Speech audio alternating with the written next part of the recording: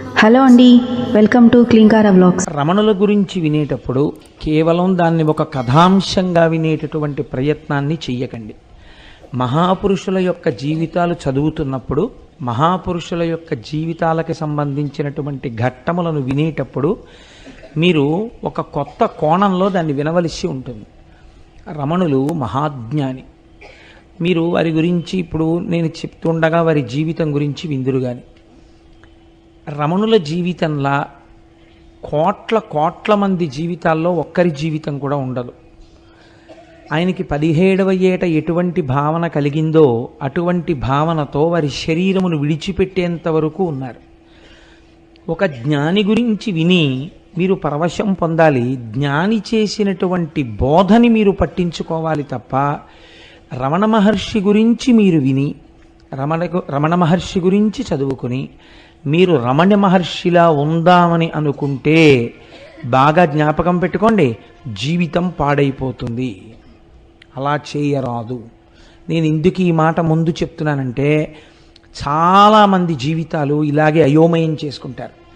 మహాపురుషులను మీరు అనుకరించరాదు.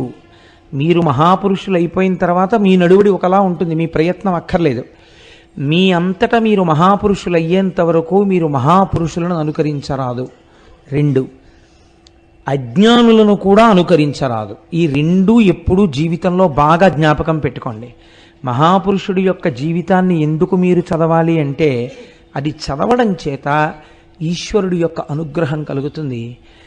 ఒక జ్ఞాని యొక్క జీవితంలో ఉండే అవస్థలను భగవంతుడు చెప్పినటువంటి భగవద్గీతాది విషయములు ఎలా సమన్వయం జరుగుతాయో, ఎంత ఆశ్చర్యకరమైనటువంటి రీతిలో ఆ జీవితాలు ఉంటాయో అర్థం చేసుకోవడం కోసం మాత్రమే మీరు దాన్ని సమన్వయం చెయ్యాలి తప్ప, రమణుల గురించి ఇవాళ విని రేపు మనం కూడా రమణుల్లా అయిపోదాము అనేటటువంటి ప్రయత్నాన్ని ఏ ఒక్క విషయమునందు చేయరాదు. అలా చేస్తే నేను మళ్ళీ హెచ్చరిక చేస్తున్నాను, జీవితాలు అయోమయావస్థకి గురి అవుతాయి. అటువంటి పని ఎప్పుడూ చేయరాదు. మరి దేన్ని స్వీకరించవలే అంటే, కేవలముగా వారి ఉపదేశాన్ని మీరు స్వీకరించాలి. ఆ జీవితములో ప్రతిపాదింపబడినటువంటి సత్యాన్ని మీరు స్వీకరించాలి.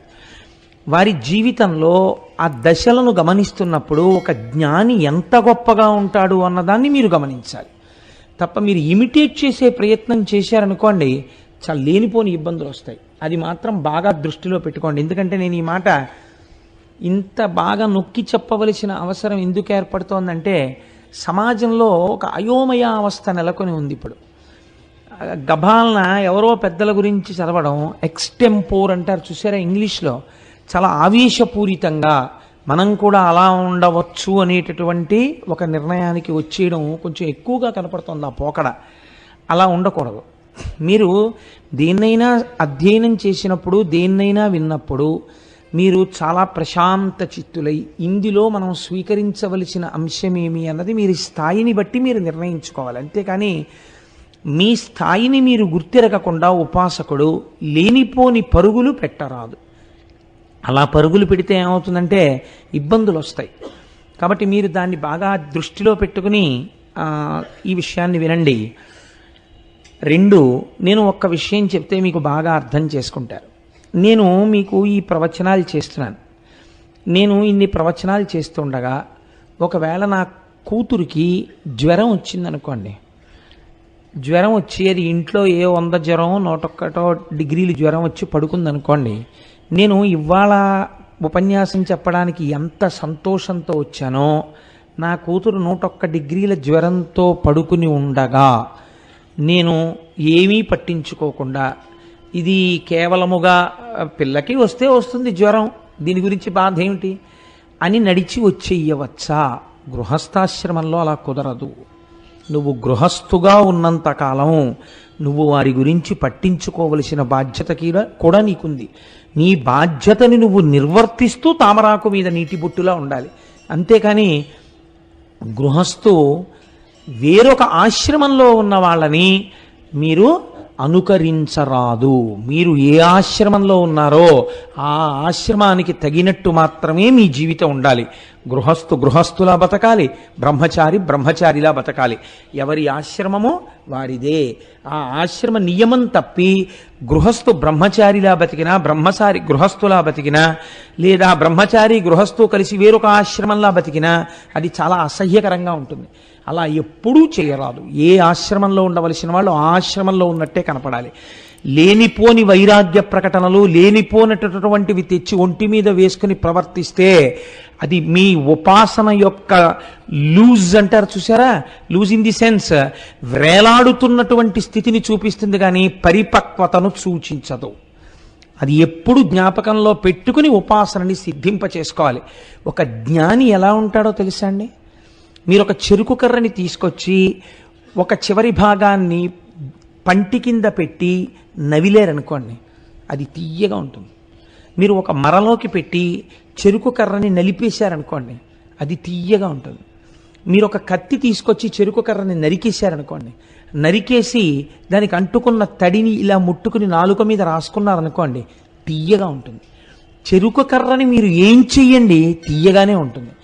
చెరుకు కర్రని మీరు ఏం చేసినా చెరుకు చేదుగా మారదు. అంటే అసలు దేని చేత మానము అవమానము అన్న ఈ రెండు స్థితులు అసలు ఉంటాయనేటటువంటి ఎరుక దాటిపోతారు వాళ్ళు. ఆ ఎరుక దాటిపోయిన స్థితి వేరు.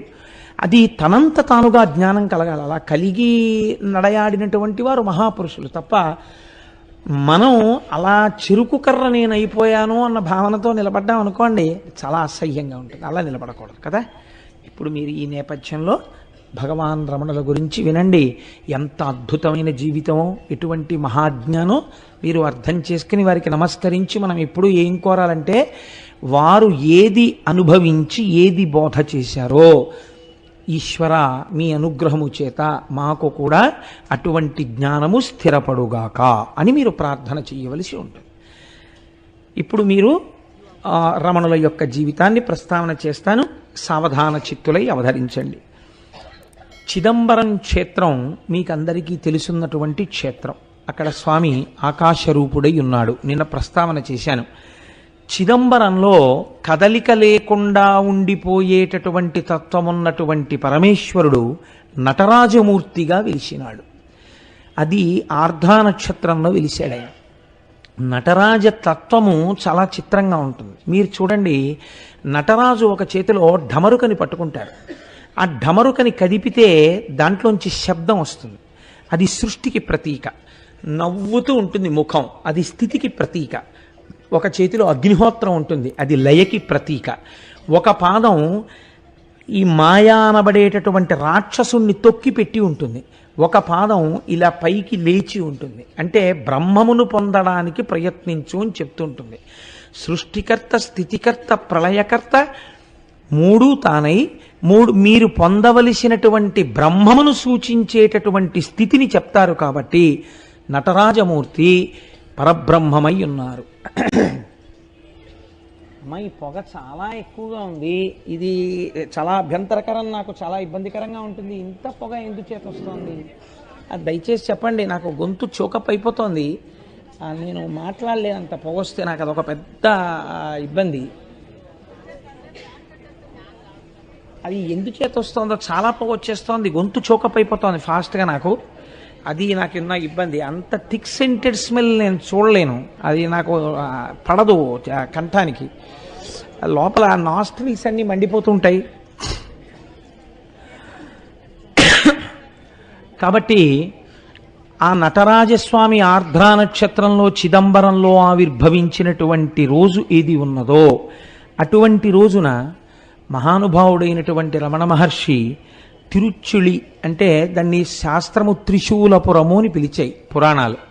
త్రిశూలపురము అని పిలవబడినటువంటి ఊరిలో వేయించేసి ఉన్నటువంటి మహానుభావుడు, ఆయన్ని భూమినాథీశ్వరుడు అని పిలుస్తారు. పరమశివుణ్ణి సహాయాంబ అని అమ్మవారికి పేరు. అంతే కదండి, నిజానికి ఆయనే ఈ సమస్త సృష్టికి కారకుడు. ఆయనకి సహాయాంబ అంటే అమ్మవారు మాయాస్వరూపిణి అయి సహకరిస్తుంది. కాబట్టి భూమినాథేశ్వరుడు, సహాయాంబ అనేటటువంటి పేర్లతో వెలిసినటువంటి ఆ తిరుచులి గ్రామంలో సుందరయ్యర్ అనబడేటటువంటి ఒక బ్రాహ్మణుడు, ఆయన పరాశర గోత్రీకుడు, పరమ భక్తి తత్పరత కలిగినటువంటి వాడు. ఆయన భార్య పేరు అళగమ్మ గారు. తమిళంలో అళగమ్మ అంటే సొంపైనది, సొంపు కలిగినది అని అర్థం. సొంపు అంటే అందమునకు మారు పేరు. ఆవిడ చాలా సొంపుగా ఉన్నారండి అంటే చాలా అందంగా ఉన్నారండి అని అర్థం. సుందరము అన్న మాట కూడా అందమనే పేరు. సుందరయ్యర్ అంటే అందం, అళగమ్మ అంటే అందం. ఈ రెండు అందాలు కలిస్తే ఒక కొత్త అందం వచ్చింది. ఆ అందం శుభం. శివుడికి మారు పేరు శుభం, శోభనం, సుందరం. ఈశ్వరుడికి కూడా ఆ మీనాక్షి అమ్మవారి యొక్క భర్తగా ఉన్నటువంటి పరమేశ్వరుడికి సుందరేశ్వరుడు అని పేరు. ఆయన సుందరుడే. కాబట్టి సుందర్ అయ్యర్కి, అళగమ్మ గారికి జన్మించినటువంటి సంతానమే 3వ సంతానము భగవాన్ రమణ మహర్షి. వారు జన్మించినప్పుడు యథార్థానికి పురుడు పోసినటువంటి ఆవిడ బాధపడిందిట. ఎందుకు బాధపడింది అంటే, ఆడపిల్ల పుడుతుందనుకున్నాను, వరసైనటువంటి వాడు ఒకడు మేనబావ అయ్యేవాడు ఉన్నాడు, ఆడపిల్ల పుట్టలేదు, మగపిల్లాడు పుట్టాడు. మొట్టమొదట పుట్టినటువంటి ఆడపిల్లేమో శరీరాన్ని వదిలిపెట్టేసింది, ఆడపిల్ల కాలేదే అని బాధపడిందిట. ఆవిడికి కళ్ళు లేవు, అంధురాలు ఆవిడ. పురిట్లో సాయం చేశారు బంధువు. ఆ పక్కన పురుడు పోస్తున్నటువంటి పూటకోళ్ళ, ఆ పురుడు పోసేటటువంటి మంత్రసాని అందిట. పుట్టిన పిల్లాడు ఎంత అందంగా ఉన్నాడో తెలుసా? బంగారు రంగులో మిరిసిపోతున్నాడు. నొక్కు నొక్కుల జుత్తు, పట్టు కూర్పులా ఎంత జుత్తుందో తెలుసా? ఈ పిల్లాన్ని కానీ నువ్వు చూడగలిగి ఉంటే ఆడపిల్ల పుట్టలేదన్న మాట అని ఉండేదానివి కావు, అంత అందగాడు పుట్టాడు అందిట. ఆవిడ ఆ వృద్ధురాలు, సరే అంత అందగాడు పుట్టాడు, మగ పిల్లవాడు పుట్టాడు అని ఆ సమయంలో సంతోషించింది. ఈ పిల్లవాడే, ఈ 3వ కాన్పులో జన్మించినటువంటి పిల్లవాడే రమణ మహర్షి. ఆ తర్వాత ఒక కుమారుడు కలిగాడు. ఆయన పేరు నాగసుందరుడు. ఆఖరణ పుట్టినటువంటి అమ్మాయి పేరు అలమీలు. వారికి కులదైవం వెంకటేశ్వరుడు. కాబట్టి పుట్టినటువంటి పిల్లవాడికి ఏ పేరు పెట్టాలి అని ఆలోచన చేశారు. ఆలోచన చేసి వెంకటేశ్వరుడు అన్న పేరు వచ్చేటట్టుగా వెంకటరమణన్ అని పేరు పెట్టారు. అలా వెంకటరమణన్ అని పేరు పెట్టడానికి ఒక కారణం ఉంది. వీళ్ళ ఇంట్లో ఒకానొకప్పుడు ఒక సాధువు వచ్చి వీధిలో నిలబడి భవతి భిక్షాందేహి అన్నాడు. అంటే ఎప్పుడో వాళ్ళ పూర్వం జరిగినటువంటి కథ ఇది. వాళ్ళు అన్నారు, ఏమయ్యా నీకు భిక్ష కావలసి వచ్చిందా, భిక్ష వెయ్యం పొమ్మన్నారు. అంటే ఆయన అన్నాడు గుమ్మం ముందు నిలబడి, నేను భిక్షకి వచ్చి మీ ఇంటి ముందు నిలబడిన పరివ్రాజకుడను ఇంత చులకన చేసి మాట్లాడారు కనుక ప్రతి తరంలో ఒకడు మీ ఇంట్లో సన్యసిస్తాడు అని వెళ్ళిపోయారు. అప్పటి నుంచి వాళ్ళ ఇంట్లో ప్రతి తరంలో ఒకరు సన్యాసి అయి వెళ్ళిపోవడం అనేటటువంటిది అలవాటుగా ఉంది. ఈ సుందరయ్యర్ అన్నగారు ఒక ఆయన ఉండేవారు. ఆయన కూడా మహాభక్తుడు. 18 సంవత్సరాలు మాత్రమే వారు మామూలుగా సాంసారికమైనటువంటి జీవనమునందుండి సుఖములను అనుభవించారు. 18వ సంవత్సరం రాగానే వెంకటేశ్వర అయ్యర్ వారి పేరు. వారు సన్యసించి చిదంబరం వెళ్ళి కూర్చున్నారు. ఆయన ఏం చేసేవారోటో తెలుసా అండి? చిదంబరం కొండకి ఎవరైనా ప్రదక్షిణం చేసి రాగానే వారి చెప్పులు అడుగు పుచ్చుకొని ఆ చెప్పులు తుడుస్తూ ఉండేవారు. ఆయన చిదంబరం కొండకి ప్రదక్షిణం చేశారు అని. రమణ మహర్షి యొక్క తండ్రి గారైన సుందరేశ్వర అయ్యర్ తన అన్నగారు జ్ఞాపకానికి వచ్చి ఆయన పేరు కూడా కలుపుకున్నట్టుంటుంది అని చెప్పి వెంకటరమణన్ అనబడేటటువంటి పేరు రమణ మహర్షికి ఉంచారు. వారు భవిష్యత్తులో వారే భగవాన్ శ్రీ రమణ మహర్షి అని పిలువబడ్డారు. ఈయన చిన్నతనంలో ఏకసంతాగ్రాహి. ఈ పిల్లవాడు కొంచెం పెరిగి పెద్దవాడు అవుతున్నాడు. 8వ ఏట ఉపనయనం చేశారు తండ్రి గారు. ఇంగ్లీష్ చదువు నేర్పించాలనేటటువంటి ఉద్దేశ్యంతో తమ్ముడు ఉన్నాడు సుందరేశ్వర అయ్యర్ గారికి. ఆయన పేరు సుబ్బ అయ్యర్ అంటారు. ఆ సుబ్బ అయ్యర్ అనబడేటటువంటి ఆయన దిండిగల్లో ఉద్యోగం చేస్తున్నారు. అక్కడ ఇంగ్లీష్ మీడియం స్కూల్స్ ఉన్నాయి. అందుకని రమణ మహర్షిని, నాకంటే అలవాటు మీద రమణ మహర్షి వస్తుంది, అప్పటికి రమణ మహర్షి అన్న పేరు లేదు, వెంకటరమణన్ గారిని, వెంకటరమణన్ని, ఆయన యొక్క అన్నగారైనటువంటి నాగస్వామిని, ఇద్దరినీ కూడా ఆ దిండిగల్ పంపించారు. పంపిస్తే అక్కడ ఇంగ్లీష్ మీడియం స్కూల్స్లో చదువుకునేవారు. చిన్నతనంలో ఈ వెంకటరమణన్ చాలా ఆశ్చర్యకరమైనటువంటి జీవితం. ఎందుచేత అంటే ఈయన ఎటువంటి నిద్రపోయేవారంటేట, అసలు ఆ నిద్రపోతుంటే గుద్దేసినా సరే ఆయనకి తెలిసేది కాదు. చిత్రం ఏమిటంటే, ఒకసారి వాళ్ళ ఇంట్లో సుబ్బయ్యర్ గారి ఇంట్లో కొడుకు పుట్టినరోజు అవుతోంది. చీకటి పడిపోయింది, 7 అలా అయింది టైము. ఒక్కసారి మేము గుళ్ళోకి వెళ్ళి నమస్కారం చేసుకొస్తాం, నువ్వు చదువుకుంటున్నావు కదా చదువుకుంటుండు అని చెప్పి అన్నం పెట్టేసి వాళ్ళ పిన్నమ్మ గారు, బాబాయ్ గారు, వెంకటరమణన్ యొక్క అన్నగారైనటువంటి నాగస్వామి, ఇతర కుటుంబ సభ్యులందరూ పక్కనున్న దేవాలయంలోకి వెళ్ళారు మధురలో. ఈయన్ని ఆ దిండిగల్లో దీపం తగ్గించుకుని పడుకోమన్నారు. నువ్వు చదువుకుంటుండు అన్నారు. ఈయన చదువుకుని కొంతసేపు అయిపోయిన తర్వాత నిద్ర వస్తోందని చెప్పి దీపం తగ్గించి నిద్రపోయారు. వాళ్ళు దేవాలయంలో దర్శనం చేసుకుని తిరిగి వచ్చారు. తలుపులు కొట్టారు, పెద్ద పెద్ద చప్పుళ్ళు చేశారు, అందరూ కలిసి అరిచారు, కేకలేశారు. ఊరంతా పోగొడిపోయింది. ఈయన మాత్రం నిద్ర లేవలేదు. ఇప్పుడు లోపలున్న పిల్లవాడికి ఏదో ప్రమాదం జరిగి ఉంటుంది అని ఆలోచించి ఈ అన్నగారైనటువంటి నాగస్వామి గోడ దూకి లోపలికి వెళ్ళాడు. గోడ దూకి లోపలికి వెళ్ళి తలుపులు తాళం తీశారు. బయట నుంచి తాళం తీసేటటువంటి స్థితిలో ఉన్న తాళం కప్పది. అదృష్టవశాత్తు ఊళ్ళో ఉన్న ఎవరి తాళం చెవో సరిపోయింది. తాళం తీసి అందరూ లోపలికి వెళ్ళారు. చిత్రం ఏమిటంటే, నిద్రపోతున్న వెంకటరమణన్ని ఇంతమంది కలిసి గుద్దేశారు, ఇంతమంది కలిసి పొడిచారు, మీదెక్కి తొక్కారు. ఆయన లేవలేదు. ఆయన తర్వాత ఎప్పుడో లేచారు. లేచి ఏమిటి మీరు ఇంతమంది ఉన్నారు ఇంట్లో అని అడిగారు. అడిగితే, ఇంతమంది ఉండడం ఏమిట్రా, ప్రారంధం ఇదేం నిద్ర రా, అసలు ఇంత ముద్దు నిద్ర ఏమిట్రా నీకని అడిగారు. ఆయన చిన్నతనంలో ఆటలాడుకునేటటువంటి రోజుల్లో మంచి క్రీడా ప్రావీణ్యం ఉన్నవారు. అందరూ ఆయన చేతిలో ఓడిపోయేవారట. ఈ ఓడిపోయిన వారు ఆయన మీద కక్ష ఎలా తీర్చుకోవాలి అని ఆయన నిద్రపోతున్నప్పుడు లేపి 2 భుజాల కింద చేతులేసి నడిపించి తీసుకుపోయేవారు. తీసుకుపోయి ఆ వైఘానది ఒడ్డున పడుకోబెట్టి కావలసినంత కుమ్మేసేవారు ఈయన నిద్దట్లో. ఎందుకంటే ఆయన లేచి ఉంటే కొట్టడం కష్టం. అందుకని నిద్రపోతున్నప్పుడు ఆయన్ని కుమ్మేసి వెళ్ళిపోయేవారు. ఆయన హాయిగా అలాగే పడుకుని లేచి వచ్చేసేవారు. అసలు అది చాలా అసాధారణమైనటువంటి నిద్ర. అటువంటి నిద్ర అలవాటు కలిగినటువంటి వ్యక్తి వెంకటరమణన్. ఈయన అప్పుడప్పుడు తర్వాత బాబాయ్ గారికి మధుర వెళ్ళినప్పుడు, మధుర ట్రాన్స్ఫర్ అయింది, ఆ మధురలో చదువుకుంటుండేవారు. చదువుకునే రోజుల్లో ఈయన అప్పుడప్పుడు మాత్రమే వెళ్ళారు మీనాక్షి అమ్మవారి దేవాలయానికి. వెళ్ళారో దర్శనం చేసుకుని వచ్చేస్తుండేవారు.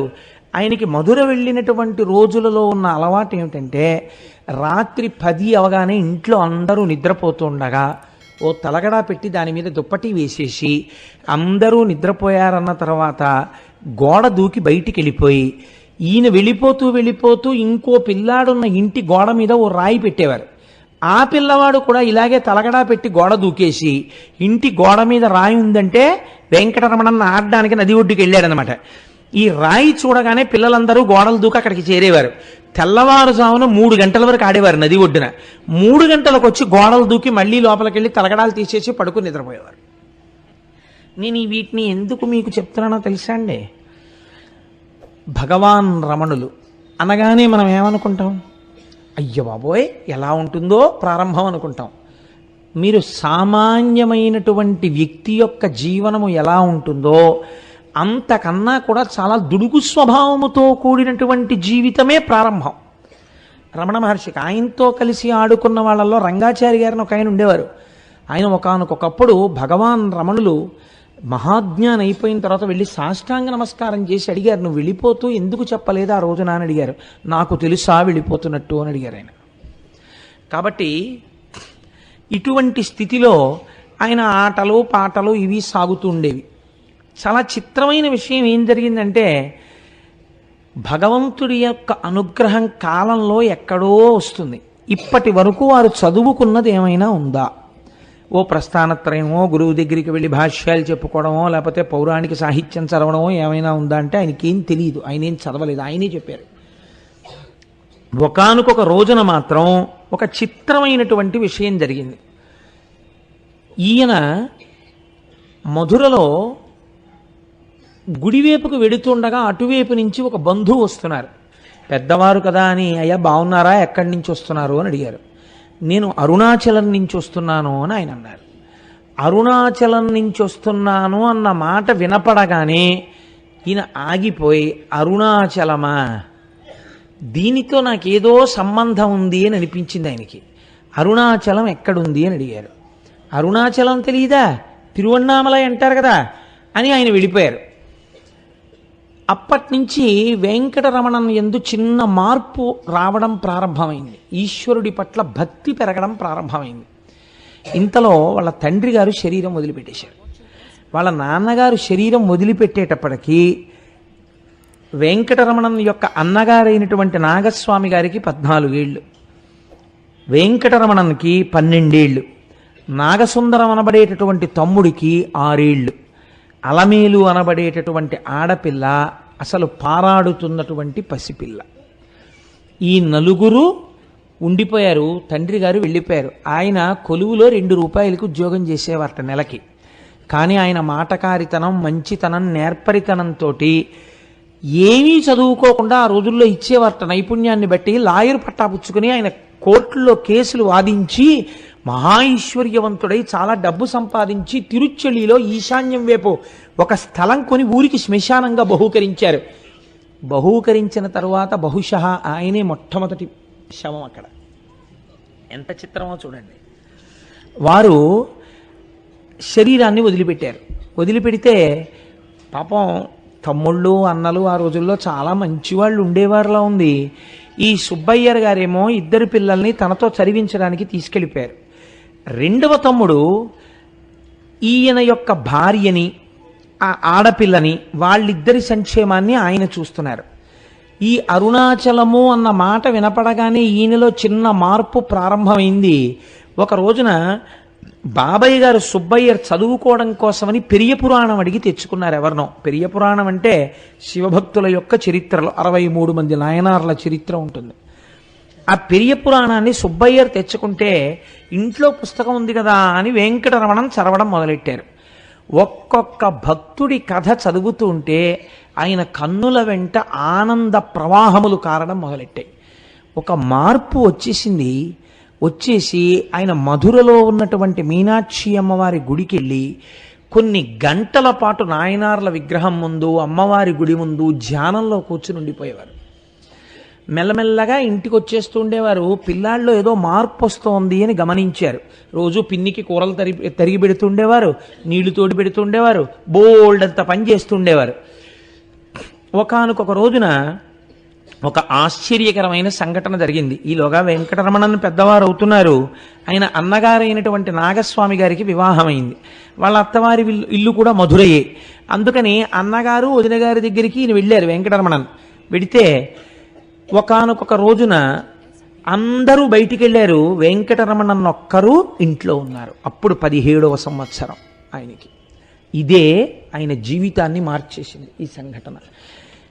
కొన్ని సంవత్సరముల పాటు గురు శుశ్రూష చేసి కూడా స్థిరీకరింపబడినటువంటి జ్ఞానం ఎన్ని జన్మల తపస్సు యొక్క ఫలితమో, ఎన్ని జన్మలలో చేసినటువంటి ఆరాధనా ఫలితమో అకస్మాత్తుగా ఈశ్వరుని చేత కృప చేయబడింది.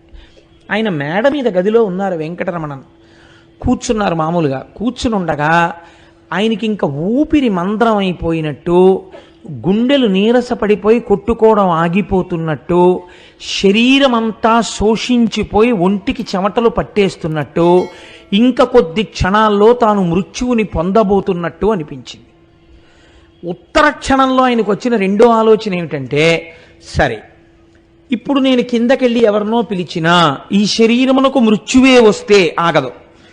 కాబట్టి ఎవరినో పిలవడం కన్నా అసలు మృత్యు అనగానేమీ తెలుసుకుంటాను అనుకుని శరీరం మృత్యువుని పొందడానికి వీలుగా నేల మీద పడుకున్నారు. పడుకుని శరీరంలో మృత్యు వస్తున్నప్పుడు ఏం జరుగుతోంది అన్నదాన్ని సాక్షిగా చూస్తున్నారు. అంటే నేను మృత్యువు పాలైపోతున్నానని మనం శరీరాన్ని చూసి బెంగెట్టుకుంటాం. ఆయన మృత్యువు పాలవుతున్నటువంటి శరీరాన్ని నేను అన్న అహంస్ఫురణతో సాక్షిగా చూడడం మొదలెట్టారు. మొట్టమొదట జరిగింది ఏమిటంటే, పాదాల దగ్గర నుంచి కాళ్ళన్నీ బిగిసిపోవడం మొదలెట్టాయి. బిగిసిపోయి పెదవులు బాగా ఇలా నొక్కుకుపోయి కన్నులు అలా మూతలు పడిపోయి శ్వాస ఆగిపోయి ఒళ్ళంతా బిగదీసుకుంటున్నట్టుగా అయిపోయి శరీరం అంతా పనిచేయడం మానేసి ఒక కొయ్యి అయిపోయి పడిపోయింది. నేను మిమ్మల్ని చూస్తున్నట్టు మీరు నన్ను చూస్తున్నట్టు మృత్యువుని చూస్తాననుకున్నటువంటి రమణ మహర్షికి సాక్షిగా తానుండగా పడిపోయినటువంటి శరీరాన్ని వారు దర్శనం చేశారు. ఓహో, ఇప్పుడు మృత్యువు శరీరమునకున్నది, ఇది పడిపోయింది, ఇది కొయ్యబారిపోయింది. ఇప్పుడు 10 మంది ఇంట్లోకి వస్తారు, వెంకటరమణన్ మరణించాడు అంటారు అని ఈ శరీరాన్ని శ్మశానానికి తీసుకెడతారు. దీన్ని కాల్చేస్తారు, బూడిద చేస్తారు. కానీ ఏది సాక్షిగా చూస్తోందో అది కాలదు, అది తడవదు, అది ముక్కలు చేయబడదు, అది ఆత్మ, అది సాక్షి. దీనికి మృత్యువు లేదు. కాబట్టి యథార్థ స్వరూపము నేను ఆత్మ, ఇది నా చేత ధరింపబడిన దేహము, కాబట్టి ఇది నేను కాదు. ఆయనకి స్పష్టంగా అర్థమైంది. నేను మీకు చెప్పగలిగానో లేదో కానీ ఉత్తర క్షణం ఆ శరీరంలో కదలిక వచ్చింది. ఆయన మళ్ళీ లేచి కూర్చున్నారు. కానీ శరీరం నుంచి విడిపోయినప్పుడు ఏ సుఖాన్ని పొందారో, సాక్షిగా ఉన్నప్పుడు ఏ ఆనందాన్ని పొందారో, ఆ ఆనందం కోసమని వెంపర్లాట మొదలైంది. ఇప్పుడు తాను ధ్యానం చెయ్యాలన్న తాపత్రయం ఎక్కువైపోయింది. తను వెంకటరమణన్ కూరలు తరుగు అంటే కూరలు తరిగినా, నీళ్లు తోడినా, నేను వెంకటరమణన్ అనుకుని శరీరం వంక చూసుకున్నా ఒంట్లో మంటలు పుట్టినట్టు అనిపించేది. కాబట్టి ఎప్పటికప్పుడు అవకాశం దొరికితే యంత్రం తిరిగినట్టుగా తిరుగుతుండేవారు, ఏమీ మాట్లాడేవారు కాదు. అవకాశం దొరికితే కూర్చుండిపోయి అంతర్ముఖులైపోయి తాను సాక్షిగా ఉంటూ అన్నీ చూస్తుండేవారు. ఇది అలవాటు పడిపోయింది. ఇది అలవాటు పడిపోతే ఒకరోజు మెల్లిమెల్లిగా ఈయన మీద దాడి ప్రారంభమైంది. చదువు మానేశాడు, సంధ్య మానేశాడు, ఓ పుస్తకం ముట్టుకోవడం మానేశాడు. పూర్వంలా ఉత్సాహం లేదు, ఆటలు లేవు, పాటలు లేవు, ఏమీ లేదు. ఎప్పుడు ఏమిటో ఇలా కూర్చుంటాడు. ఎలా ఉండవలసిన వాళ్ళు అలా ఉండాలి, అంటే పిల్లాడంటే చదువుకోవాలి, అంతేగాని ఈ అంతర్ముఖుడైపోయినట్టుగా కూర్చోవడం ఏమిటి అని ఇంట్లో వాళ్ళందరూ దూషిస్తూ ఉండేవారు. ఇలాంటి వాళ్ళకి ఇళ్ళెందుకు, వాకిళ్ళెందుకు, ఎక్కడికో పోయి ముక్కు మూసుకుని తపస్సు చేసుకోవాలి, అరణ్యాలకు పోవాలి అంటుండేవారు. ఆయన అన్నీ సహిస్తూ ఉండేవారు, ధ్యానం చేస్తుండేవారు. ఒక రోజున అన్నగారు మేడ మీద తిరుగుతున్నారు. ఈయన ఒక పుస్తకాన్ని తీసుకుని ఎదురుగుండా కూర్చుని చదువుదామని పుస్తకం విప్పి ఇలా చూశారు. అక్షరాలు కనపడుతున్నాయి కానీ శరీరంలో మంటలు వస్తున్నాయి. ఆయన వెంటనే పద్మాసనం వేసుకుని ధ్యానం చేసుకోవడం మొదలెట్టారు. ఇది అన్నగారు గమనించారు.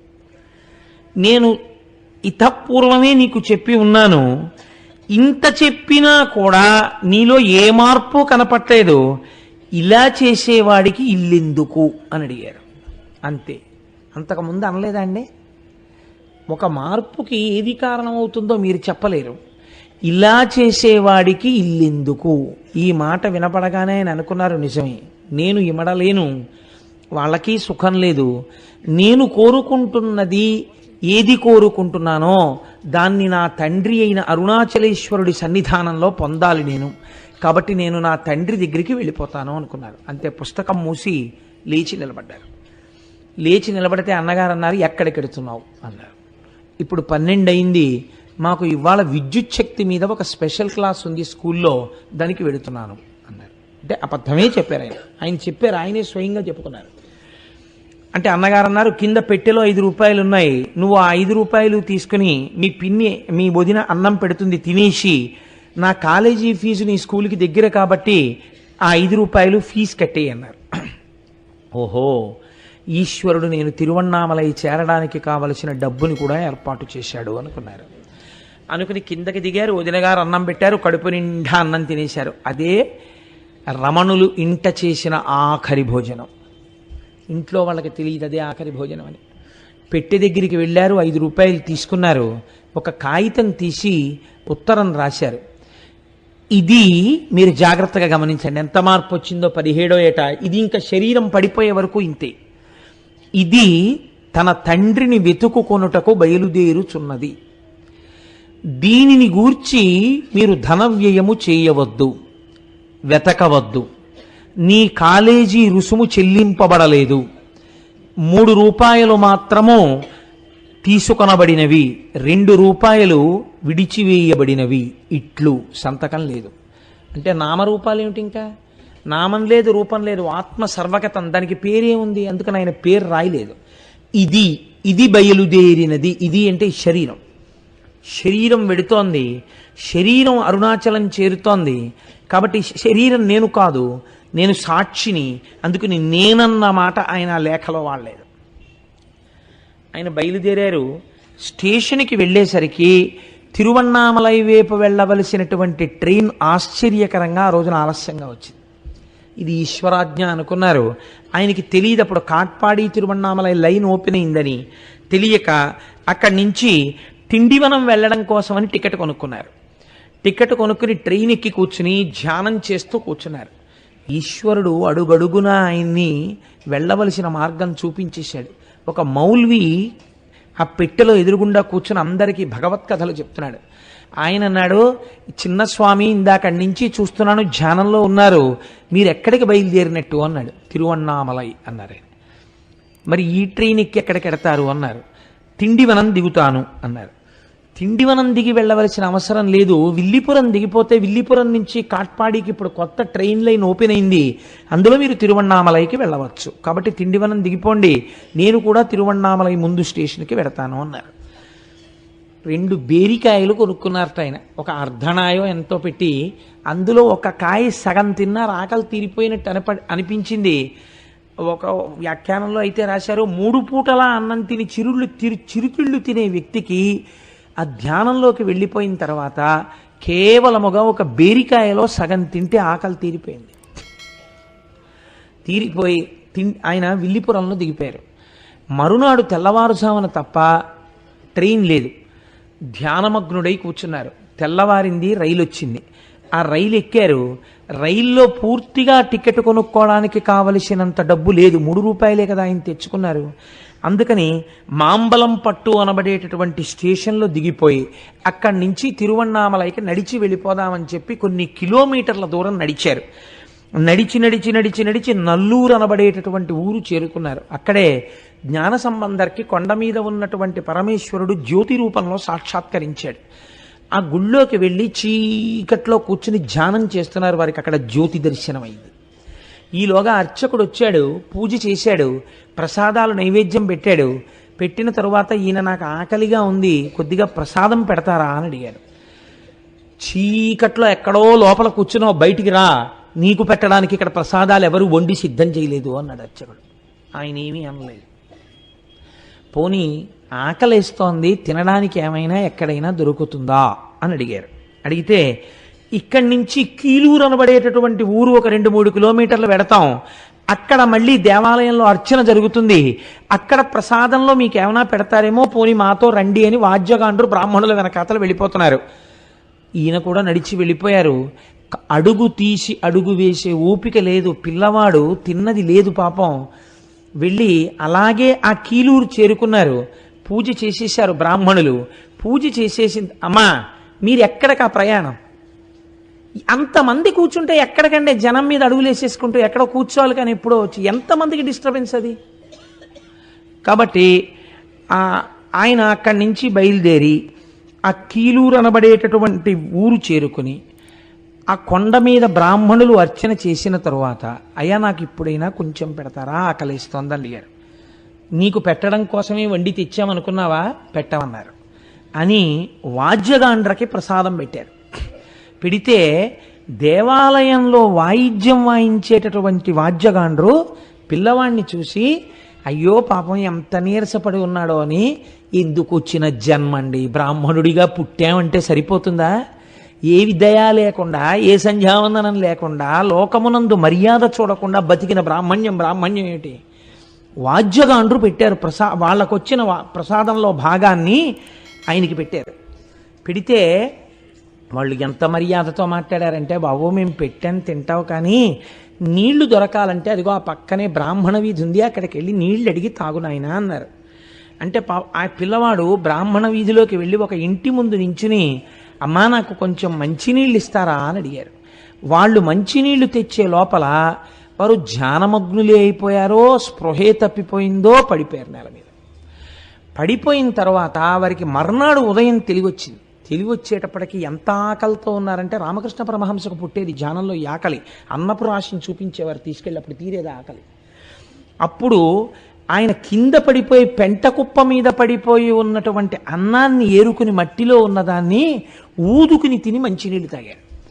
తిని మంచినీళ్ళు తాగి అక్కడే ఉన్నటువంటి ముద్దుకృష్ణ అయ్యర్ అనబడేటటువంటి ఒకరి ఇంటికి వెళ్ళి, ఆ రోజు గోకులాష్టమి, ఆయన ఒక భాగవతోత్తముడు, వారి ఇంటికి వెళ్ళి, అయ్యా నాకు కొద్దిగా అన్నం ఉంటే పెడతారా అని అడిగారు.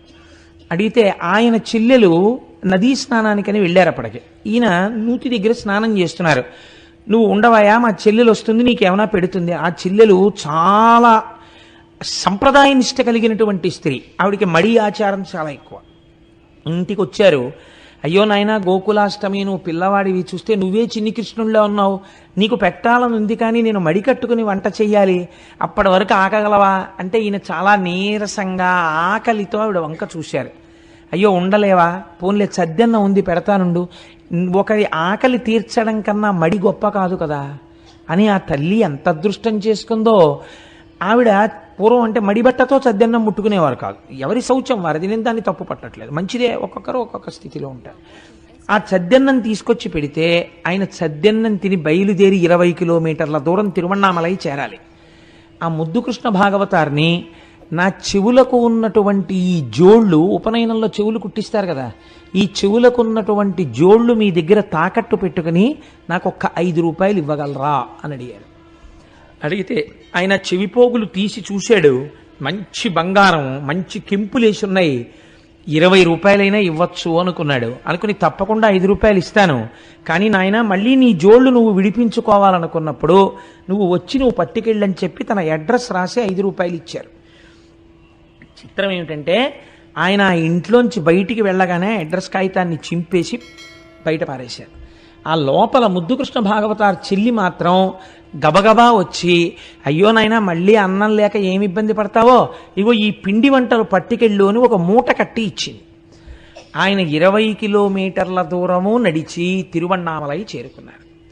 తిరువణ్ణామలై ఆయన చేరేటప్పటికీ తెల్లవారుతోంది. ఆ రోజుల్లో తిరువణ్ణామలైలో అరుణాచలేశ్వరుడి దేవాలయానికి జీర్ణోద్ధరణ జరుగుతోంది. అందుకని 9 గంటలు అయితే తప్ప గుడి తెరిచేవారు కాదు, ఎందుకంటే అవన్నీ పెద్ద పెద్ద కర్రలు, ఇనపవి అన్నీ కట్టి ఉండేవి. తెలియక చీకట్లో ఎవరు పెడితే దేన్ని కొట్టుకుంటారో, ఏ పడుతుందో ఇబ్బంది వస్తుందని చెప్పి తెరిచేవారు కాదు. చాలా ఆశ్చర్యకరంగా ఇంకా చీకట్లు విచ్చుకోకముందే ఈయన అరుణాచలేశ్వరుడి గుడి దగ్గరికి వెళ్ళేసరికి అంతరాలయం తలుపులు కూడా తెరిచి ఉన్నాయి, అర్చకులు కూడా లోపల లేరు. దుమ్ము పట్టేసినటువంటి ఒంటితో లోపలికి పోయిన కళ్ళతో ఉన్న ఈ పిల్లవాడు పరుగు పరుగున అంతరాలయంలోకి వెళ్ళిపోయి శివలింగాన్ని కౌగిలించుకొని ఒక్కటే మాట చెప్పారు, అప్పా మీరు పిలిచారు, నేను వచ్చాను.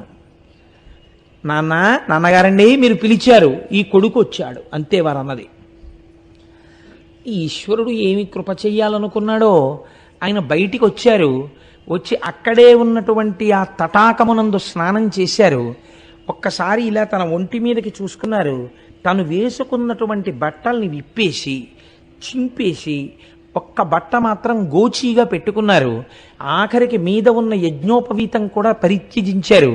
పరిత్యజించి ఆయన సమాధివిష్టులై కూర్చుందామనుకునే సమయంలో ఒక తిరువణ్ణామలైలో తలనీలాలు ఇచ్చేటటువంటి సంప్రదాయం ఒకటి ఉంది. కానీ తిరువణ్ణామలైలో తలనీలాలు ఇస్తే ఆ రోజుల్లో కొంచెం భూరికానుక పుచ్చుకునేవారట చొరకలు. ఒక ఆయన వచ్చి తలనీలాలు ఇస్తావా అని అడిగారు. ఈశ్వరుడు ఈ కట్టెకి వెంట్రుకలు కూడా ఎందుకు అనుకుంటున్నాడు అనుకున్నారు. అనుకుని ఇచ్చేస్తాం అన్నారు. అతను గబగబా చేయి పట్టుకుని తీసుకెళ్లి ఒక చొరకుడి ఇంట్లో కూర్చోబెట్టారు. దగ్గర మిగిలిపోయినటువంటి డబ్బులో కొంత డబ్బు అతనికి ఇచ్చారు, గుండు చేసేశారు. మళ్ళీ గుళ్ళోకి వచ్చారు. నీటి మధ్యలో నిలబెట్టి కదా గురువులు దీక్షిస్తారు. అందుకని ఈశ్వరుడు ఏమనుకున్నాడో బ్రహ్మాండమైన వర్షం పడి పూర్తిగా తడిచిపోయారు. ఆ మిగిలిపోయిన డబ్బులు, చేతిలో ఉన్నటువంటి పిండి వంటలు సరోవరంలోకి విసిరేశారు. విసిరేసి అరుణాచల దేవాలయంలో ఒక మూల కూర్చొని ఆయన ధ్యానమగ్నులైపోయారు. అంతే. ఇంకా అసలు అన్నం తిన్నానా, అన్నం తినలేదా, లేకపోతే బాహ్య ప్రపంచం ఏమిటి, ఏమీ లేదు. అంతర్ముఖులై అలా కూర్చుంటే ఆ జుత్తు పెరిగిపోయింది, గడ్డం పెరిగిపోతోంది, ఒళ్ళంతా మట్టి పట్టేసింది. ఇలా ఉండగా చాలామంది ఊళ్ళో ఉన్నటువంటి పిల్లలు, ఊళ్ళో ఉన్నటువంటి పెద్దలు ఈయన మీద కుండ పెంకులు విసిరేవారు, రాళ్ళు విసిరేవారు. దానివల్ల ధ్యానంలోంచి బయటకు వచ్చేస్తుండేవారు. ఇలా కాదు అని చెప్పి ఆయన బయలుదేరి ఒకనాడు పాతాళలింగం అని చెప్పి ఒక లింగం, అక్కడ మీరు అరుణాచలం వెళ్ళిన వాళ్ళందరూ చూసి ఉంటారు, ఎప్పుడు తేమగా ఉండేదిట పూర్వకాలంలో. అంటే ఆయన భక్తురాలు ఒక ఆవిడ తర్వాత 1,00,000 రూపాయలు పెట్టి ఆలయాన్ని పునర్నిర్మాణం చేశారు. అది ఒక యోగి సమాధి, చీకటిగా ఉండేది. అందులో మనిషి ఉన్నాడో లేడో కూడా ఎవ్వరికీ తెలియదు. ఆ శివలింగం వెనకాతలకి వెళ్ళి కూర్చొని ధ్యానమగ్నులై ఉండిపోయారు. ఉండిపోతే ఆయన అలా కూర్చుని ఉండగా ఈ తొడల కింద మెల్లిగా చమాయింపు ఉందేమో పురుగులు, జిర్రులు అవి చేరి కరిచేస్తుండేవి. కరుస్తుంటే నెత్తురు కారిపోతుండేది.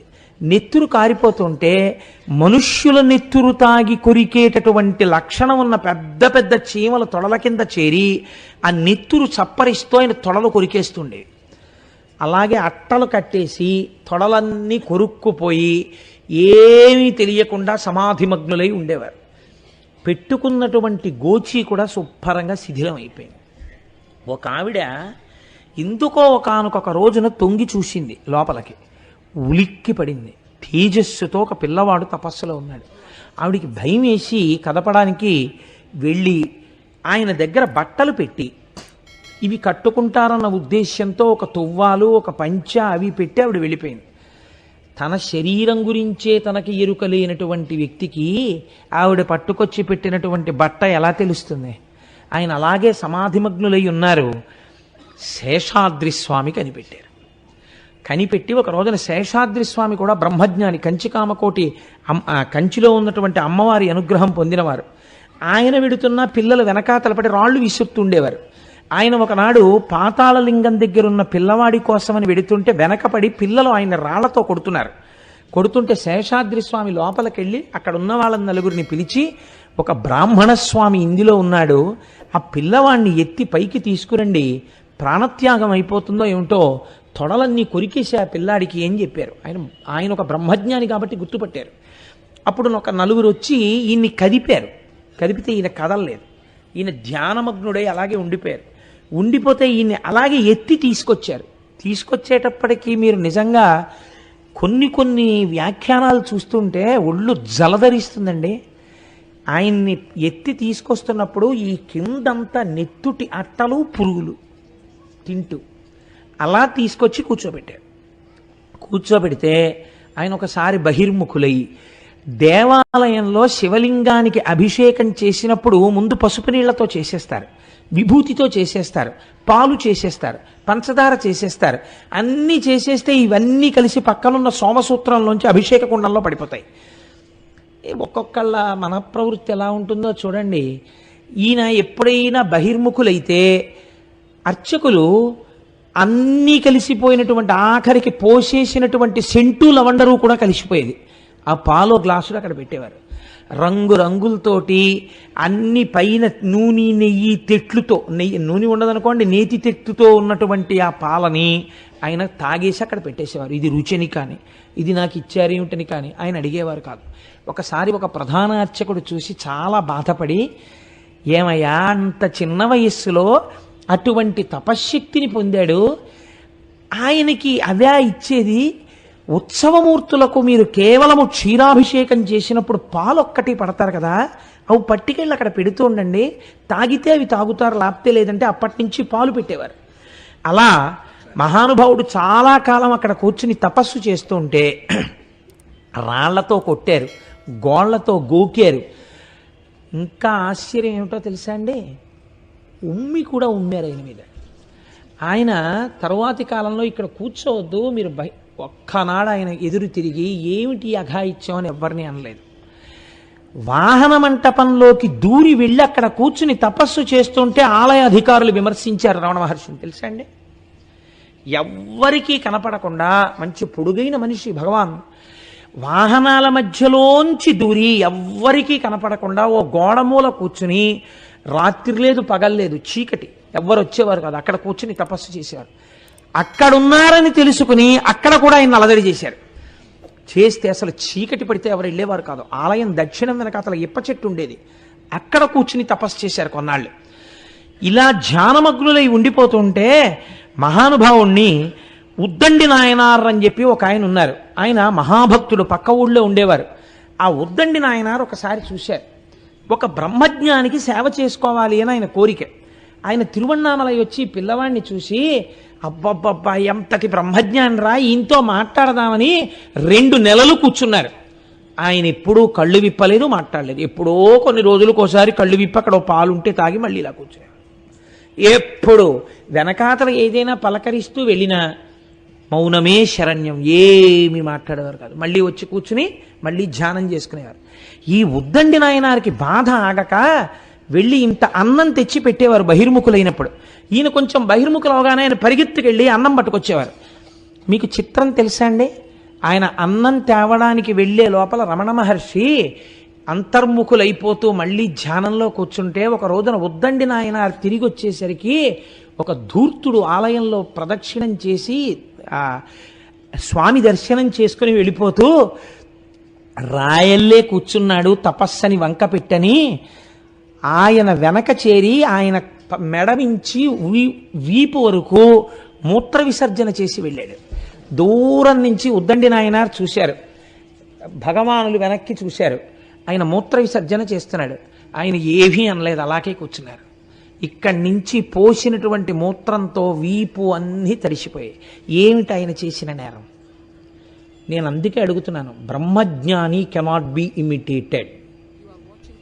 తుల్య నిందా స్తుతిర్మౌని సంతుష్టో ఎనకేనచిత్ అనికేత స్థిరమతి భక్తిమాన్ మే ప్రియో నరః. మహానుభావులు, మహాజ్ఞానులు, అటువంటి వాళ్ళు ఈ గడ్డ మీద పుట్టపట్టి ఈ దేశానికి ఇంత పేరొచ్చింది. అటువంటి గడ్డ మీద మనం తిరుగాడుతున్నాం. అటువంటి వారి ఫోటో ఒకటి ఇంట్లో లేకపోతే, అటువంటి వారి గురించి పుస్తకం ఇంట్లో లేకపోతే, అటువంటి వారి గురించి బిడ్డలకి చెప్పుకోవడం మీకు చేత కాకపోతే, ఒక్కసారి తిరువణ్ణామలై వెళ్ళకపోతే, ఏ సోఫాలో మహానుభావుడు పడుకున్నాడో అది మీరు చూపించకపోతే పిల్లలకి, మీరు తండ్రిగా విఫలమైపోయినట్టే జీవితంలో కదండి. ఎంత పవిత్రమూర్తి అండి మహానుభావుడు. ఆయనకు ఆ ఉద్దండి నాయనారికి కళ్ళ నీళ్ళు ఆగలేదు. ఆయన మీద మూత్రం పోశారని బెంగ పెట్టుకుని వాళ్ళని వీళ్ళని బతిమాలి ఆఖరికి తీసుకెళ్తే తంబిరాన్ అనబడేటటువంటి ఒక మహాత్ముడు ముందుకొచ్చి, ఇక్కడ వద్దు, చాలా ఇబ్బందిగా ఉంది, ఇన్ని గురుమూర్తం తీసుకెళ్లి గురుమూర్తంలో కూర్చోపెడతామని చెప్పి ఆలయానికి దగ్గరలో ఉన్న గురుమూర్తంలో కూర్చోబెట్టారు. చిత్రం చూడండి, ఆ గురుమూర్తం నిండా ఇంతంత చీమలట.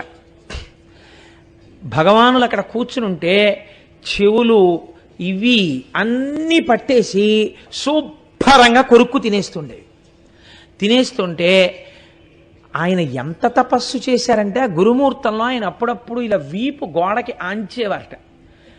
ఆయన యొక్క రూపానికి సంబంధించినటువంటి వీపు ముద్ర ఆ గోడ మీద పడింది. అంటే 1 మిల్లీమీటర్ కదలకుండా కూర్చున్న పోస్చర్ అలాగే ఉండేదంతే. ఇలా అంతే, వీపు ఎప్పుడు అలాగే ఆనాలి. ఇలా కానీ అనలేదు అన్ని చీమలు. ఈ తంబిరా అనుకున్న అలవాటు ఏమిటంటే, ఒక్కొక్కడిది ఒక్కొక్క వెర్రి. నేను చెప్పాను కదా, సరిగ్గా అర్థం చేసుకునే వాళ్ళు లోకంలో తక్కువ మంది ఉంటారు. ఈయన రోజు షోడశోపచార పూజ చేసేవారు. ఆయనకి ఇన్ని చీమలు కుట్టేస్తున్నాయని కాదు, షోడశోపచార పూజ చేసే నైవేద్యం ఈయనకి. చూసి రోజు ఈయన షోడశోపచార పూజకు వచ్చే వేళటికి రమణ మహర్షి అలా పక్కకి వెళ్ళిపోవడం మొదలెట్టారు మౌనంతో. ఇలా చాలా కాలం గడిచిన తరువాత, అబ్బో ఎన్ని కష్టాలు పడ్డారో. కష్టమని నేను అనలేను, ఎందుకంటే జ్ఞానికి కష్టం ఉన్నదా అంటే, జ్ఞాని శరీరమునకు కష్టం ఉన్నది, కానీ జ్ఞానికి లేదు. సాక్షి, శరీరానికి సాక్షి అంతే. నేను ఇప్పుడు ఆ మొత్తం ఘట్టాలన్నీ ఇప్పుడు నేను మీకు చెప్తూ వెళ్ళాను అనుకోండి, వారం రోజులైనా అది సరిపోదు. కాబట్టి నేను వారిని కొండ మీదకి తీసుకెళ్లే ప్రయత్నం చేస్తాను. నేను వారిని తీసుకెళ్ళడం ఏమిటి, అది దర్శనం చేసి సంతోషించే స్థితిని పొందుతాను. వారు క్రమంగా ఆ పైన ఉన్నటువంటి విరూపాక్ష గుహ, చూత గుహ, వీటిల్లో ఆ అరుణాచలం కొండలలో ప్రారంభం చేశారు. అప్పుడే ఒక అదృష్టం జరిగింది.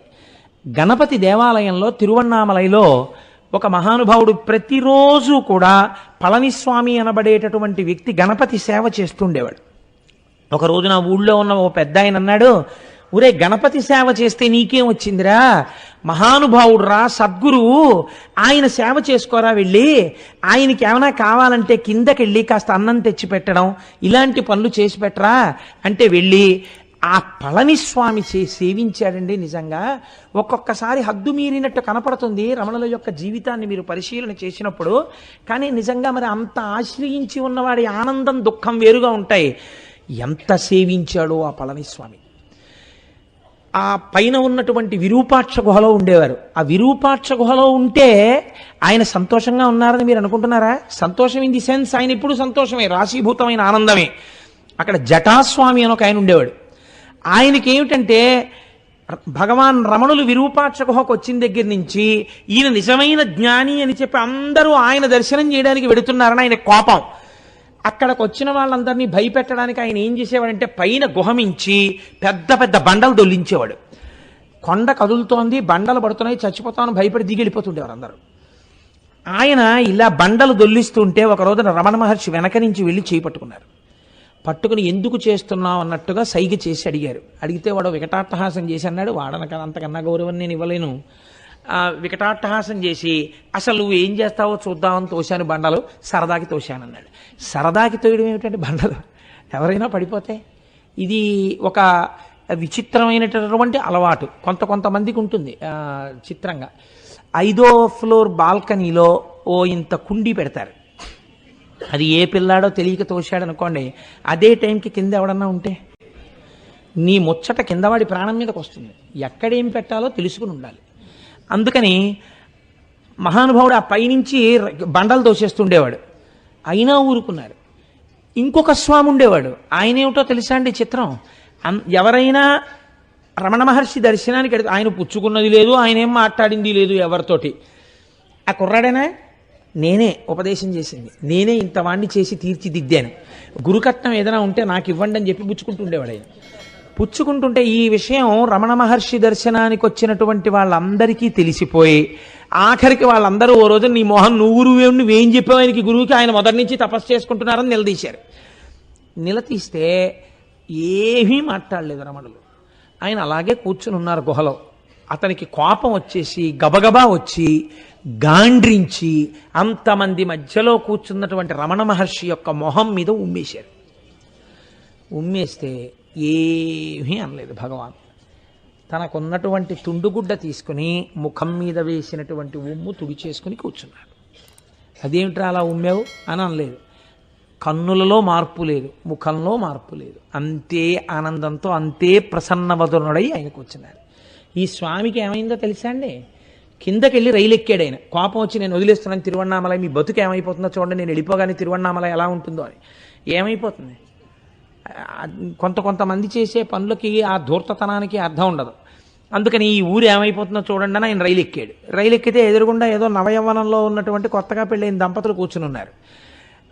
నేను స్వామిని అన్న అహంకారం అందుకని చెప్పేసి ఆ పిల్లాడికి ఏదో పని చెప్పాడు. ఈయన చెప్తే అతను ఏదో కొత్తగా పెళ్ళయింది, పెళ్ళంతో సరదాగా ముచ్చట్లలో ఉన్నాడు. అతను లేవలేదు, వెళ్ళకపోతే ఏమిటి ఆ పడుచు పెళ్ళంతో నీకు ముచ్చట్లు, పిచ్చి పిచ్చి వేసలేస్తున్నావు, ఎవరు అనుకున్నావో తెలుసా నేను అన్నాడు. ఏంట్రా ఇందాకడి నుంచి చూస్తున్నాను, ఎవరిని అనుకుంటున్నావు, ఏంటి అస్తమానం ఏంటి పడుచు పెళ్ళంతో కూర్చున్నాడు, నువ్వు అలా కూర్చుంటే కూర్చో, నన్ను అంటే ఏంటని చెప్పి బూటు తీసి ఇక్కడి నుంచి ఇక్కడ వరకు కొట్టాడు ఆ కుర్రాడు. ఎందుకు కొట్టాడు, పైన ఉమ్మేసి వచ్చాడు ఆయన. ఈశ్వరుడు లేడండి, మహాత్ముల జోలికి వెడితే సజ్జఫలితం వస్తుంది. ఎన్ని జరిగాయో ఇలాగా. మళ్ళీ కొన్నాళ్ళు పోయాక వచ్చాడు ఆయన. వచ్చి రమణ మహర్షిని ఉన్నవారిని ఉన్నట్టు ఎత్తుకుపోయి ఓ బండ మీద కూర్చోబెట్టి, అప్పుడు నేను నీ మీద ఉమ్మేశాను కదా, ఆ కోపం నీకు ఇంకా మనసులో ఉంటే నా మీద ఉమ్మేసేయన్నాడు. అంటే ఆయన ఎప్పటి మాట, ఆయన నవ్వుతూ కూర్చున్నారు. ఆయన ఏమనలేదు. నువ్వు ఇలాగే ఇదిగో ఇది ఇక్కడే వచ్చింది, అన్నింటికీ నవ్వుతావు, నేను నీకు ఉపదేశం చేస్తాను, నిర్వికల్ప సమాధి అంటే ఏమిటో నేర్పుతాను, నువ్వు నేర్చుకో అంటుంటే శిష్యులందరూ వచ్చారు.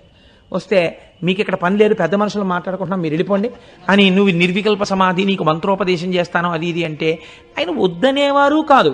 ఆయన చెప్తుంటే ఇది ఏమీ తెలియని వాళ్ళ అలా వింటుండేవారు. అన్నింటికీ సాక్షి అంతే. ఎవరికి వస్తుందండి అలాంటి జీవితం? అసలు ఇట్స్ ఎ పెక్యూలియర్ లైఫ్, ఏ జ్ఞాని కెనాట్ బి ఇమిటేటెడ్. అందుకని అలా చూస్తూ ఉండేవారు. ఆఖరికి ఆయనకి కోపం వచ్చి, నేను చెప్పింది వింటున్నావో తెలియదు, వింటలేదో తెలియదు, ఆయనతో గొడవ పడ్డాడు. మళ్ళీ గొడవ పడితే నలుగురు అందరూ శిష్యులు అందరూ వచ్చి, నువ్వు మామూలుగా వెళ్ళవి, ఈసారి నిన్ను చావగొట్టేస్తామని కర్రలు ఎత్తాడు. ఎత్తితే ఇంక నేను వెళ్ళిపోతున్నాను ఈ ఊరి నుంచి, నేను వెళ్ళిపోయాక ఏమవుతుందో చూడండి అని మళ్ళీ శాపాలెట్టి వెళ్ళిపోయాడు. ఇంకా వెళ్ళిపోవడం ఆయన మళ్ళీ రాలేదు. ఆయన ఏమైపోయాడో తెలియదు. తిరువన్నామలై అలాగే ఉంది. కాబట్టి మహానుభావుడు ఇలాగే ఆయన గుహలో కూర్చునుండగా వస్తుండేవారు, విడుతుండేవారు. అయితే మీకు నేను ప్రధానమైనటువంటి ఘట్టములను మాత్రమే కదా విజ్ఞాపన చెయ్యగలను ఒక్కరోజు ఉపన్యాసంలో. ఒకసారి కావ్యకంఠ గణపతి ముని, నిన్నటి రోజున మీకు చెప్పాను, ఆయన రథం మీద చెయ్యేస్తే రథం కదిలిందని. వారికి రథం కదిలిన తర్వాత వారికి వెళ్ళి కూర్చుంటే, నాకు అసలు బ్రహ్మమును గురించి చెప్పేవాడెవడు అని ఒక అనుమానం వచ్చింది. కొండ మీద ఉన్న బ్రాహ్మణ స్వామిని అడగాలి అనుకున్నారు. అప్పటికి ఆయన ఇల్లు బయలుదేరిన తర్వాత ముద్దు కృష్ణ భాగవతుల ఇంట్లో చెవులకున్నటువంటి జోళ్లు తాకట్టు పెట్టినప్పుడు మాట్లాడడమే. ఆ తర్వాత కొన్ని సంవత్సరముల పాటు ఇంకా ఆయన మాట్లాడలేదు. ఆయన స్వరపేటికి సంబంధించినటువంటి నాళములు కూడా ఇంచుమించు మూసుకుపోయి. ఈ స్థితిలో ఉండగా ఈయన గబగబా కొండెక్కారు. కొండెక్కితే పళనిస్వామి ఎవరిని పడితే వాళ్ళని లోపలికి రానిచ్చేవాడు కాదు. గుహకు తడికి ఉండేది, ఆ తడికి తాళం వేసి వెళ్ళేవాడు. ఆయన శరీర శోధనకు వెళ్ళవలసి వచ్చింది, ఏదో కాలకృత్యాలు తీర్చుకోవడానికి. ఆ రోజున ఎందుకు ఆయన తాళం వెయ్యకుండా దడి గేటు తీసి వెళ్ళిపోయాడు. వెళ్ళిపోతే వస్తూనే కావ్యకంఠ గణపతి ముని లోపలికి వెళ్ళారు. ఆయన అదృష్టవశాత్తు గుహలో తపస్సులో లేరు రమణులు. ఆయన బయట కూర్చుని ఓ బండ మీద కూర్చుని ఉన్నారు. ఈయన వెడుతూనే కుడి చేత్తో కుడిపాదాన్ని, ఎడం చేత్తో ఎడం పాదాన్ని గట్టిగా పట్టుకుని, అయ్యా నన్ను కావ్యకంఠ గణపతి అంటారు. నేను ఎన్నిటినో చదువుకున్నాను, పండితుడు అనిపించుకున్నాను, ఎన్నో మంత్రములను ఉపదేశం పొందాను, ఎంతో తపస్సు చేశాను, కానీ బ్రహ్మమును దర్శించుట ఎట్లు అన్నది నాకు తెలియలేదు. మీరు నాకు ఉపదేశం చేస్తారు అనే ఆశతో వచ్చాను, కరుణించి నాకు ఉపదేశం చేస్తారా అని అడిగారు. ఎప్పుడూ నోరు విప్పనటువంటి వెంకటరమణులు ఆనాడు నోరు విప్పడం కోసమని ప్రయత్నం చేశారు. కానీ నోట మాట రాలేదు. నోట మాట రాకపోతే కంఠం రుద్ధమై ఉన్నది. చాలాసేపు అన్న తర్వాత ఒక మాట అన్నారు, నీవు మంత్రమును చేస్తున్నప్పుడు శబ్దము ఎక్కడ పుట్టుచున్నదో ఆ మూలస్థానమును అన్వేషించు, అది నిజమైన తపస్సు. నీకు బ్రహ్మమును తెలుసుకోవాలన్న కోరిక పుట్టిన మనస్సు యొక్క మూలస్థానం ఎక్కడున్నదో దానిని అన్వేషించు, అది బ్రహ్మమున్న స్థానము, అదే బ్రహ్మము, అదే దానిని గుర్తెరుగుటకు సాధనము. ఈ మాట చెప్పి కాసేపు ఈ విరూపాక్ష గుహలో కూర్చుని తపస్సు చేస్తావా అని అడిగారు. అయ్య బాబోయ్, ఇంత అదృష్టమా అని ఆయన లోపల కూర్చుని 1 గంట సేపు వెంటనే రమణుల ఎదురుగుండా కూర్చుని ధ్యానం చేశారు. అందుకోలేకపోయానని ఆయనే చెప్పారు, ఆత్మస్థానం వరకు నేను వెళ్ళలేకపోయానని, కానీ అపారమైన శాంతిని పొందానని చెప్పారు. ఇంకా కానీ అసలు మనసులో ఆనందం ఏమిటి, ఇన్నాళ్ళకి రమణులు మొదట మాట్లాడింది నాతోటే, ఇది ఊళ్ళో చెప్పాలి. గబగబా కొండ కిందకి వెళ్ళిపోయి ఈ పళనిస్వామి వాళ్ళును ఇన్నాళ్ళకి వెంకటరమణన్ మాట్లాడారు, ఎవరు రథం తోశారో ఆయనతోనే మాట్లాడారు అనేటప్పటికీ తిరువన్నామలై అంతా కొండ ఎక్కేసింది. ఎక్కేసేటప్పటికి అప్పుడు కావ్యకంఠ గణపతి ముని ఆయనకి పేరు పెట్టారు. ఇప్పటి వరకు మీరు ఈయనని వెంకటరమణన్నని పిలుస్తున్నారు. పూర్వాశ్రమనామం ఓసారి పలక మీద రాసి చూపించారు కనుక, ఇక నుంచి వీరిని భగవాన్ అని ఎందుకనవలే, బ్రహ్మవిద్ బ్రహ్మైవ భవతి, ఎవరు బ్రహ్మమును తెలుసుకున్నాడో వాడు బ్రహ్మమగుచున్నాడు. కాబట్టి భగవాన్ రమణ మన అందరికీ కూడా ఆనందదాయకమైన స్థితిని ప్రసాదించగలిగిన వారు మహర్షి, భగవాన్ రమణ మహర్షి అని పిలవండి అని ఆయన పేరు పెట్టారు కావ్యకంఠ గణపతి ముని. ఆ పేరే ఈనాటికి లోకంలో భగవాన్ శ్రీ రమణ మహర్షి అని వాడుకలో ఉంది అని వచ్చింది. ఇంతమంది ప్రార్థన చేస్తున్నారు. కుడికంటి వెంట బాష్పధార కారింది. అంటే పరమానందాన్ని పొందారమ్మయ్య, అయిపోయింది శరీరం, ప్రారబ్ధ కర్మ అయిపోయింది, వదిలిపెట్టేశాను శరీరాన్ని. కొన్ని వేల మంది చూస్తూ ఉండగా ఆ అరుణాచల క్షేత్రంలో ఆ ఊళ్ళో వాళ్ళు కూడా చూస్తుండగా ఆయనలోంచి ఒక జ్యోతి బయటికి వెళ్ళి నిలబడింది రమణాశ్రమంలో పైన. అందరూ ఆశ్చర్యంతో ఆ జ్యోతి వంక చూస్తూ వెలిగిపోతోంది అది ప్రకాశంతో. రాత్రి 8:47 సమయం. అందరూ ఆ జ్యోతి వంక చూసి భగవాన్ రమణ అరుణాచల శివ అరుణాచల శివ అని అరుస్తున్నారు. ఆ జ్యోతి క్రమక్రమంగా పైకెక్కుతూ అరుణాచల పర్వతానికి ప్రదక్షిణం చేస్తూ ఈశాన్య దిక్కుగా వెళ్ళి ఆ కొండలోకి కలిసిపోయింది. అంతే, అక్కడతో భగవాన్ రమణుల యొక్క శరీరం విడిచిపెట్టేశారు. విభూతి రాశారు, చందనం అలదారు, ఇంత అభిషేకము చేశారు. అమ్మగారికి కట్టినటువంటి మాతృభూతేశ్వరాలయం పక్కనే పెద్ద గుంత తవ్వి కర్పూరాదులు వేసి ఆయన శరీరాన్ని అందులో పెట్టి మట్టి కప్పి ఆ పైన శివలింగాన్ని ఉంచారు. ఇప్పటికీ ప్రతిరోజు ఆ శివలింగం దగ్గర వేద పఠనం చేసి అభిషేకం చేసి అత్యద్భుతమైన అలంకారం చేస్తారు. ఎందరో దేశ విదేశాల నుంచి వచ్చిన వాళ్ళు అక్కడే కూర్చుని ఉపదేశ సారము మొదలైనవి చదువుకుని ఆ రమణ మహర్షి ఉన్న ప్రాంతానికి ఆ సమాధి, ఆయన ఉన్న అధిష్టానం, శివలింగం ఉంటే అధిష్టానం అంటారు, దానికి ప్రదక్షిణం చేస్తూ ఉంటారు. ఆ పక్కనే ఒక బావి ఉంటుంది, దాన్ని రమణ బావి అంటారు. రమణ మహర్షి తల్లిగారు అళగమ్మ గారి శరీరం విడిచిపెట్టినప్పుడు సమాధి కట్టిన రోజుల్లో అక్కడ కావలసినంత నీరు దొరకకపోతే ఎక్కడికో పాలితీర్థానికి వెళ్ళి నీళ్లు పట్టుకొస్తుండేవారు. శవానికి నీళ్లు పోసినప్పుడు కూడా ఆ నీళ్లు అంత దూరం వెళ్ళి తెస్తున్నారని రమణ మహర్షి ఒక చోట కూర్చుని చేత్తో ఇలా అన్నారు. ఇలా అన్నారు కదా భగవానులని తవ్వారు. తవ్వితే అక్కడ జలపడింది. ఇప్పటికీ ఇది తిరువణ్ణామలై అంతా ఎండిపోతుంది, కానీ ఆ నూతిలో నీళ్లు మాత్రం ఎప్పుడూ ఎండవు. దాన్ని రమణబావి అని పిలుస్తారు. దాన్ని అఘశమన తీర్థము అని పిలుస్తారు. అఘములు అంటే పాపములు, పాపములను శమింప చేయగలిగిన తీర్థము రమణ తీర్థము, అఘశమన తీర్థము. రమణులు ఉన్నంతకాలం కూడా ఆ అందులో ఉన్నటువంటి తీర్థంతోటే మాతృభూతేశ్వరాలయంలో అర్చనలన్నీ జరుగుతుండేవి. మహానుభావుడు పుట్టినప్పుడు కనులు లేని కబోది ఒక జ్యోతి పుట్టిందిరా, వెలిగిపోతోంది పురుటి గదిలో అంది. మీతో మనవి చేశాను నేను మొదటి రోజున. ఆయన ఆఖరణ శరీరం విడిచిపెట్టినప్పుడు కొన్ని లక్షల మంది ప్రత్యక్షంగా జ్యోతి పైకెక్కి అరుణాచల పర్వతంలో, అరుణాచల శిఖరంలో కలిసిపోవడాన్ని చూశారు.